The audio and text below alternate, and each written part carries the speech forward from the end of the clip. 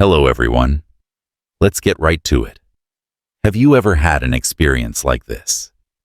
You gave advice to a subordinate with the best intentions, but for some reason, it ended up demotivating them.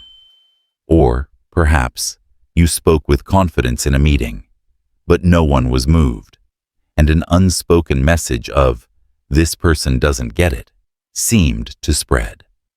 Or, at home, you lost your temper and said harsh things to your partner or children, only to be consumed by intense self-loathing afterward. As you build a career into your 40s and 50s and assume more responsibility, you feel the weight of your words more acutely, don't you? Each time, you quietly regret, "I should have said that a different way." If you're struggling with this, today's talk will surely be helpful. But what if the root of the problem isn't a lack of knowledge, experience, or character, but just one small, insignificant thing? Your choice of words. What if the everyday language you use, without you even realizing it, is diminishing your dignity and sending a silent message to those around you that says, "It's okay to look down on this person"? What do you mean by that? You might be wondering. In fact, Konosuke Matsushita, revered as the god of management, saw more deeply than anyone the terrifying power of words, and at the same time, their infinite potential to nurture people and move organizations. He believed that a person's true dignity wasn't revealed through their education or talent, but through their daily choice of words. In this video, based on the philosophy Matsushita Konosuke practiced throughout his life, we will thoroughly explain the crucial difference between the words that can dramatically elevate your dignity from your 40s onward and the words that unconsciously make people look down on you. We'll break it down into 3 golden rules. If you watch this video to the end, you will have a clear understanding of the concrete and certain steps you can take to transform yourself, to speak with confidence in meetings, during one-on-one sessions with your subordinates, and in conversations with your beloved family, and to earn the deep respect of those around you. Please stay with us until the end. Chapter 1. The person who ends with assertion and the person who opens with inquiry. Now, for the main content. The 3 golden rules to make dignity radiate from your words. Let's start with the first crucial difference. It's about whether you silence others with assertion or open their hearts with inquiry. What do I mean by this? Take a moment to think. We often, without realizing it, use assertive language, especially in fields where we have knowledge or experience. This method is wrong. This is how it's normally done. That will absolutely fail. At first glance, these words may sound confident and powerful. However, in reality, they are thought stoppers that simply crush the opinions and potential of others and unilaterally force your own correctness. The moment you say these words, a shudder drops in the other person's mind, thinking, "It's pointless to say anything to this person," or "I have no choice but to obey." As a result, you are not labeled as a correct person by those around you, but rather as a difficult person or someone who doesn't listen, and you become isolated. On the other hand, truly dignified and well-respected people never make assertions. Instead, they use skillful inquiry. There's a famous anecdote about Konosuke Matsushita. One day, a subordinate made a major mistake that caused a huge loss to the company. He came to report it, bracing himself for dismissal, standing stiffly before Matsushita. A typical boss would harshly scold him, saying, "What on earth are you doing?" Or, "This is your responsibility." But Matsushita quietly listened to his story and then said, "I see. That must have been tough. By the way, what did you learn from this failure?" It's shocking, isn't it? An inquiry, not a scolding. And not just an inquiry about past responsibility, but about learning that connects to the future.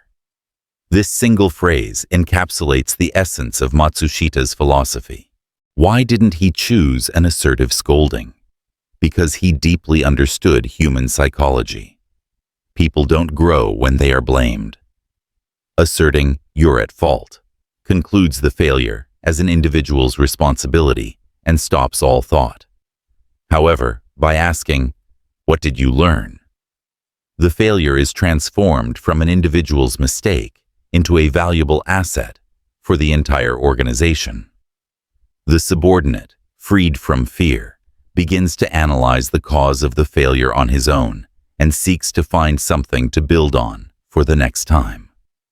In other words, instead of labeling him useless, Matsushita conveyed a message of immense trust with that inquiry, saying, "You have the power to learn and grow from this experience." This was the source of the power of words of Konosuke Matsushita, the god of management, who gathered collective wisdom and created numerous miraculous successes. So, how can we apply this philosophy to our daily lives? This is the most important part. For example, when you're a boss and a proposal submitted by your subordinate isn't very good, a boss who is looked down on will say this: "This proposal is no good. Your perspective is shallow, and the data is insufficient. Do it all over again." These are words of assertion that completely deny the other person's effort. The subordinate will only lose motivation and stop thinking. On the other hand, a dignified boss will first inquire, "Thank you for putting this proposal together. First, what was the point you were most particular about in this project?" First, he shows appreciation for the other's effort and encourages self-evaluation. Then he continues, "I see. That's an interesting perspective. If we were to add the perspective of customer delight to this project, what kind of ideas could we add? Is there anything I can do to help you reinforce this data? What do you think?" Instead of negation or orders, he converts them into inquiries that add perspective, or inquiries that offer cooperation. Just doing this makes the subordinate feel, "My thoughts are being respected," and "they want to succeed with me," and they become spontaneously motivated to make improvements. This is exactly the same at home. If your child is always playing games instead of doing their homework, you might instinctively say, "You're always playing games. Get to your homework," which is a statement of assertion and command. This will only invite resistance. Instead, try asking this: "That game looks fun. Could you tell me a little bit about what makes it so interesting?" First, show interest in their world. Then, "I know you also had a promise about studying. How about we work together on a plan so you can do both comfortably?" By asking a future-oriented question like, "How can we make this work?" You can transform the other person from an adversary into a partner in problem solving. The practical tool you can use, starting today, is this: the magical inquiry that opens the future. The next time you want to correct or change someone, hold back and ask yourself, "Am I trying to silence them with assertion right now?"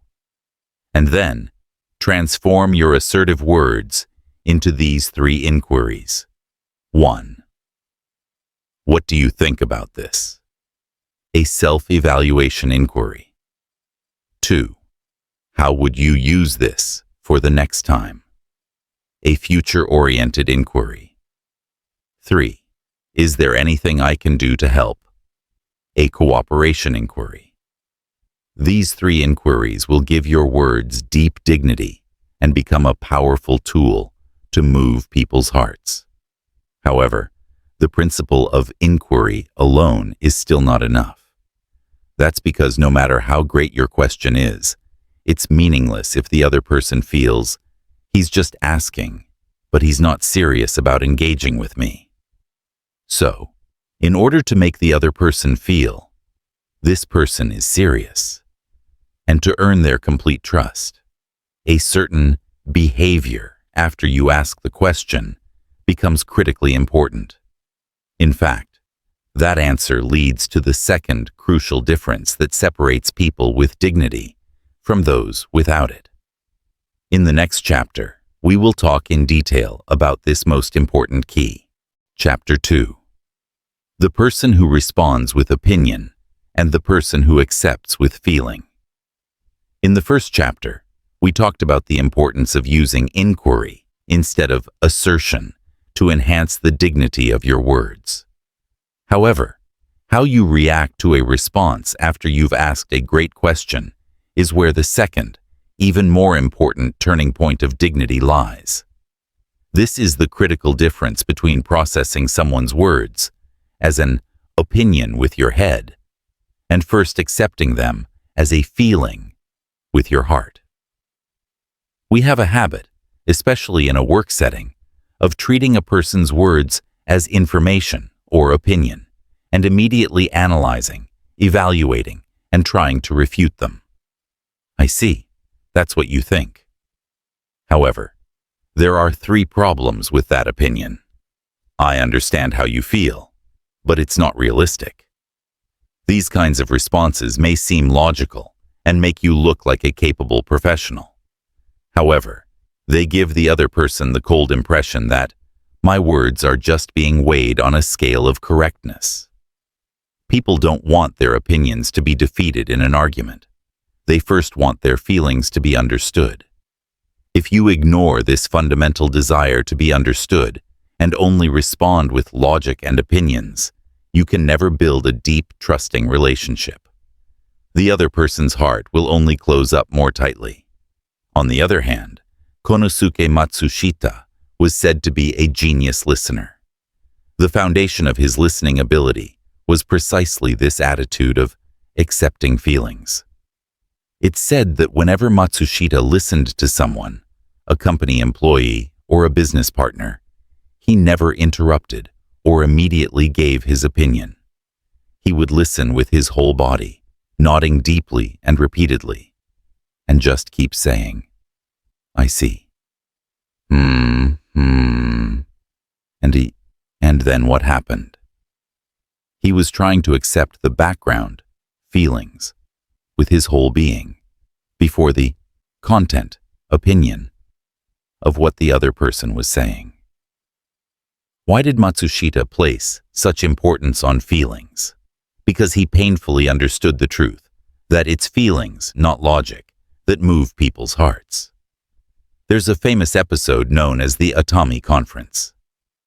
When Matsushita Electric was in a serious financial crisis, Matsushita gathered the owners of its nationwide dealerships in Atami to explain the new business policy.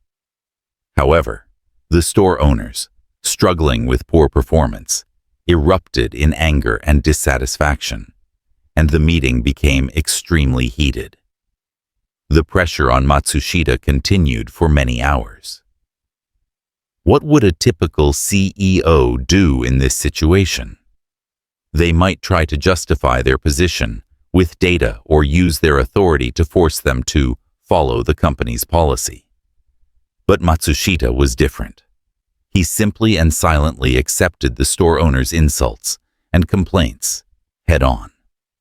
And when all the opinions had been expressed, he bowed deeply and said with tears in his eyes, I understand your difficult feelings very well.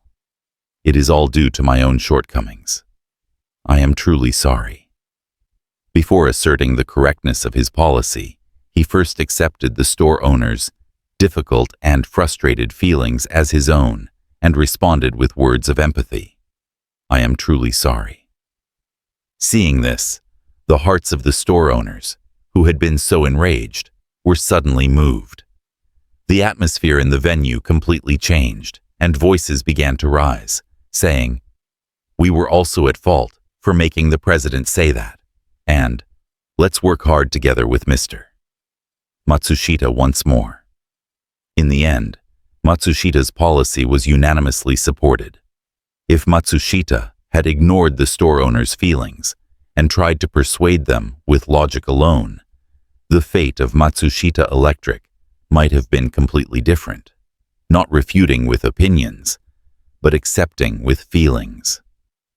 This attitude is the source of the dignity that captures people's hearts and creates miraculous unity. So, how can we practice this lesson?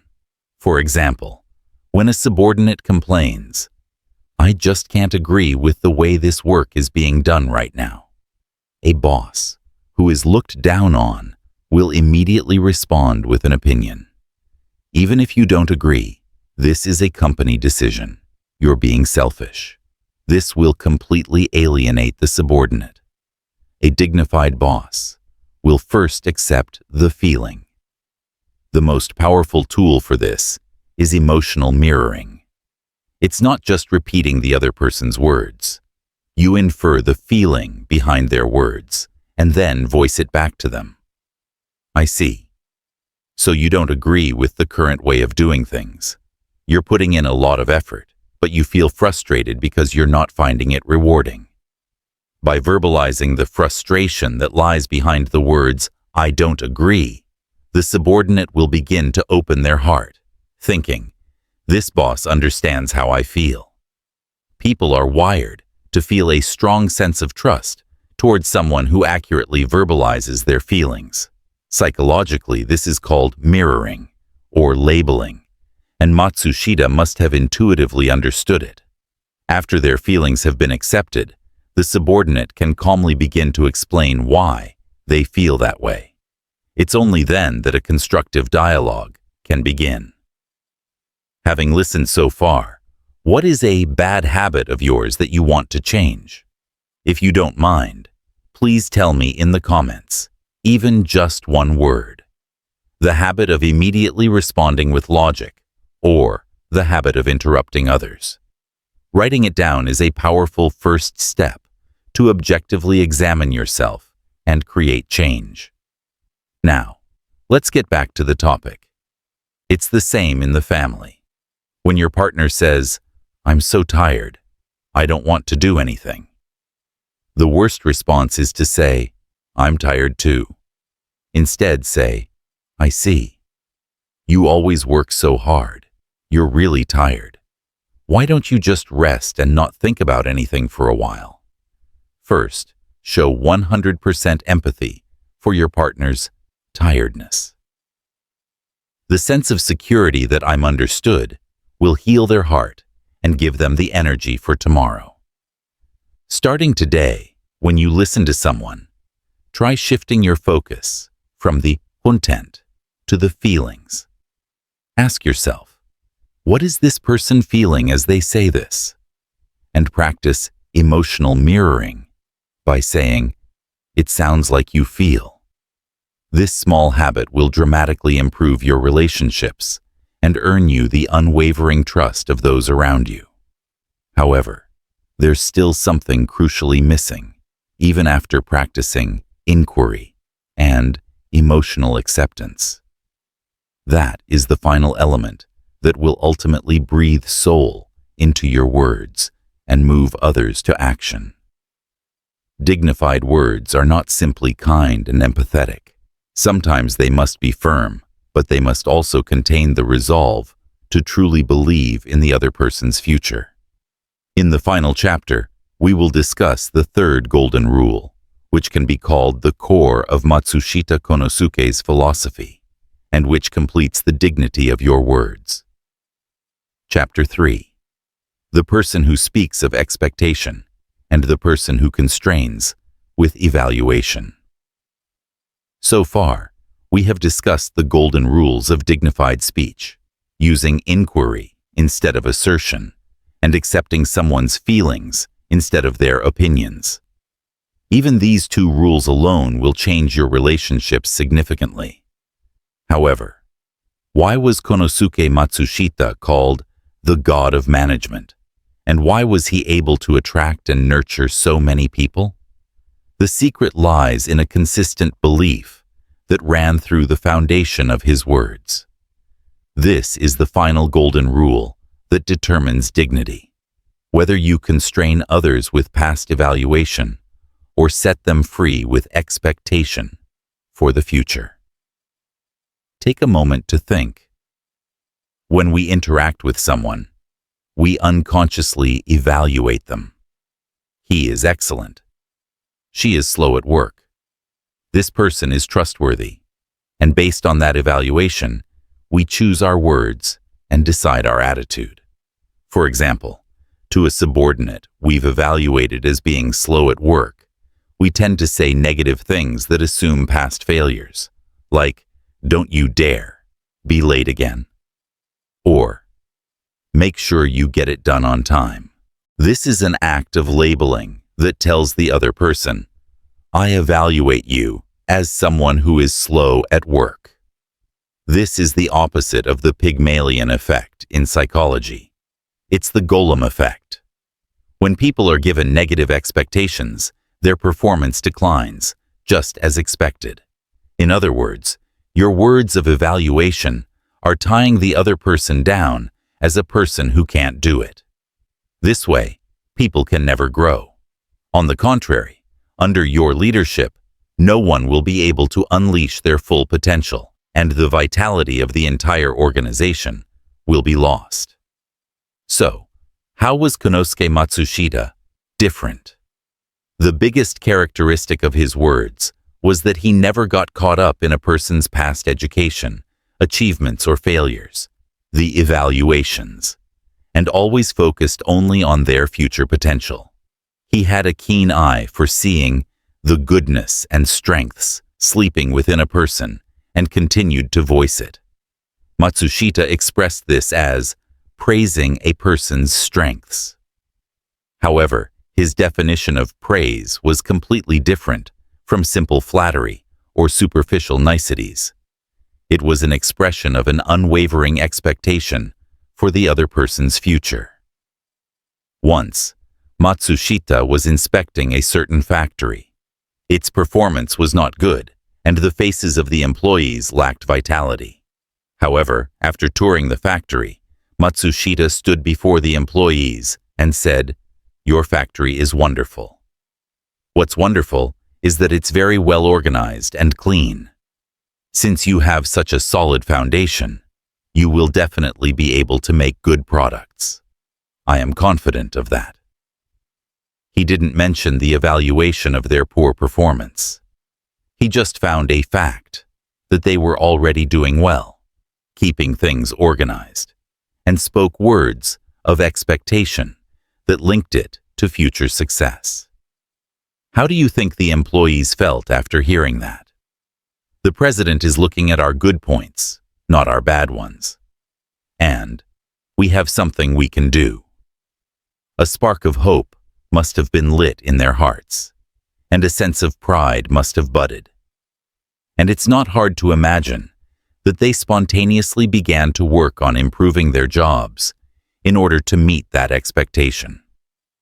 This is the essence of Matsushita's management philosophy of bringing out the best in people. It's not about managing people by evaluating them, but about drawing out their maximum potential by having expectations for them. To do that, he used the power of words. How can we practice this philosophy in our daily lives? There is a concrete method you can start using today. It's about consciously using words of expectation that transform a negative into a positive. For example, a subordinate has failed at a major presentation and is feeling down. A boss who is looked down on will use words of evaluation. You weren't prepared enough. Do a better job next time.